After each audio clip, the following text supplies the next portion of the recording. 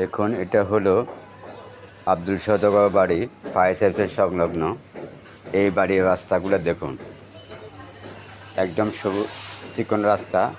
তারপরও কীভাবে পৌরসভা এবং ফায়ার সার্ভিস ও অন্যান্য ঊর্ধ্বতন কর্মকর্তারা কীভাবে এই ভবনগুলো করার জন্য পারমিশন দিল, সেটা আমার মাথা ধরতেছে না।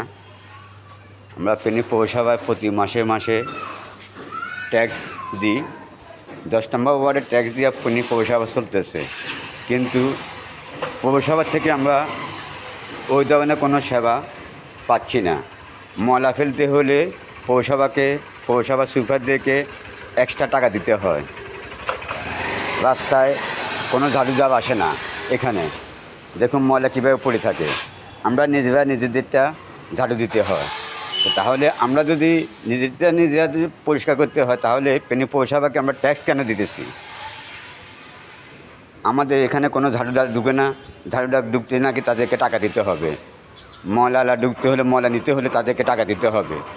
আমরা ট্যাক্সও দেবো, এক্সট্রা টাকাও দেবো, কেন?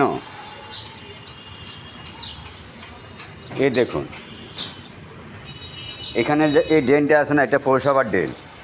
এই ড্রেনটা এখন পর্যন্ত কোনো পৌরসভা কর্তৃক সাফ হয় নাই। আমরা নিজেরা এগুলা বসে সাফ করি। তাহলে আমরা পৌরসভাকে ট্যাক্স দিয়ে লাভ কী আমাদের? আমরা তো পৌরসভার থেকে কোনো কিছু ওই সেবাটা পাইতেছি না।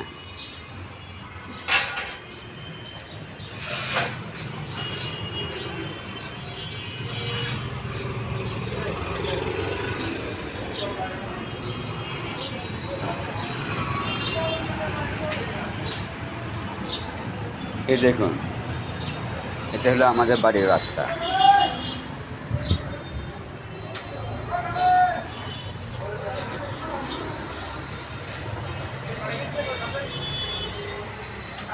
এই দেখুন,